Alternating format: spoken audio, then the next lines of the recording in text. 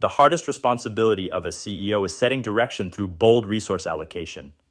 I've been immersed in CEO excellence by Dewar Keller and Malhotra.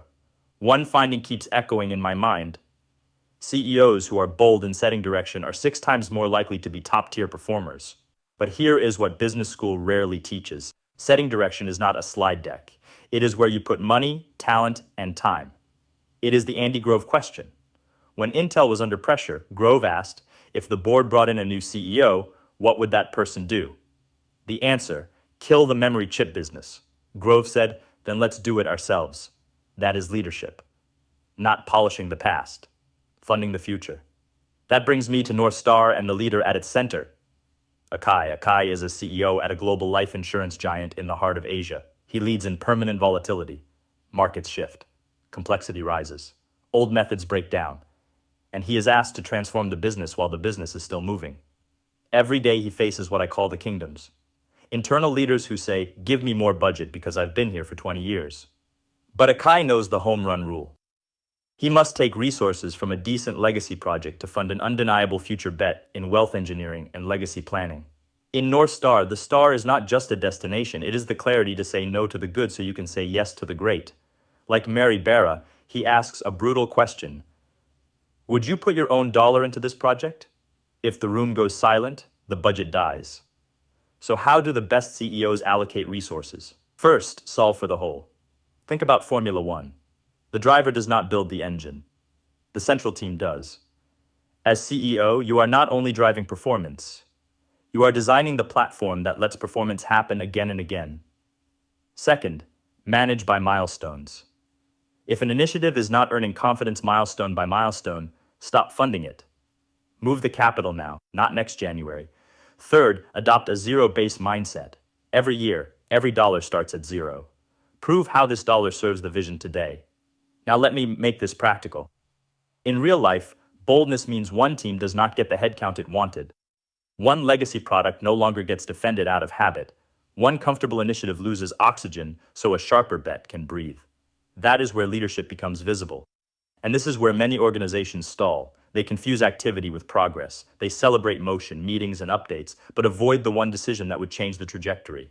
Exceptional CEOs create productive discomfort, not chaos.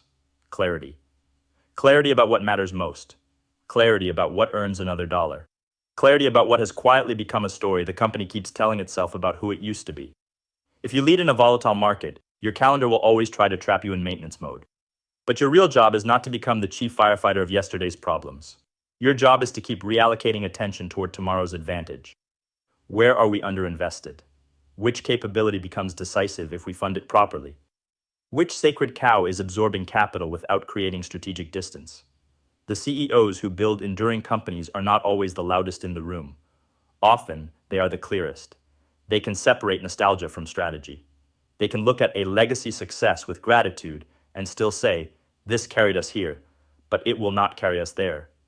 So when you think about your own North Star, don't imagine a slogan on a wall. Imagine a filter, a discipline, a way of deciding. If an opportunity strengthens the future, it gets fuel. If it distracts from the future, it gets cut. That is stewardship. We've talked about Wald's bombers, Grove's walk, and Akai's transformation in Asia. It all leads to one truth. Boldness is the difference between a hollow vision and a market-leading reality. In the end, resource allocation is an act of love for your company's future. It is about killing what is dying so that what is new can breathe. As you go into your next board meeting or strategy session, ask yourself, if I were the outsider brought in to save this company today, what would I stop doing immediately? Find your North Star, be bold. And remember, there is nothing strategic about losing money on the past when the future is waiting to be funded. I'm Akai. Thanks for listening. I'll see you in the next episode.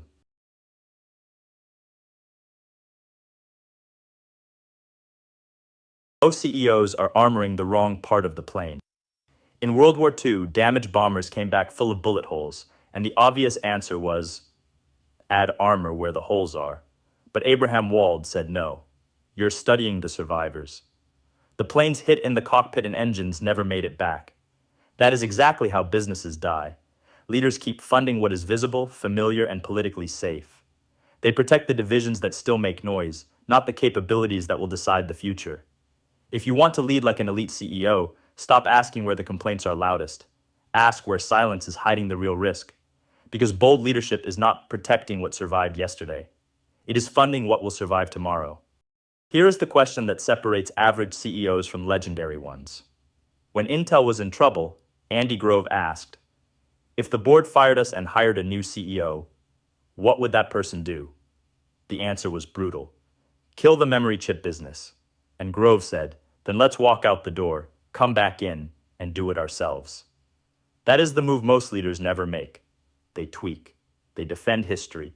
They hold funerals in slow motion while calling it strategy.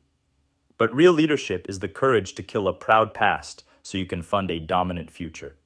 If you want breakout growth, ask yourself one question today. What would the outsider cut immediately? Then be bold enough to do it before someone else does it to you. Want to know if a project deserves budget?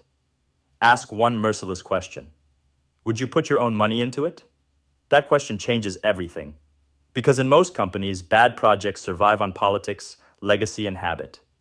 People say the right words, protect the wrong work, and keep spending on things they would never personally back.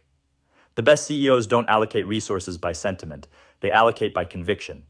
If the room goes quiet when you ask for personal belief, that project is already dead. It just hasn't been buried yet. And that is the difference between companies that drift and companies that dominate. Stop funding polite excuses. Start funding conviction.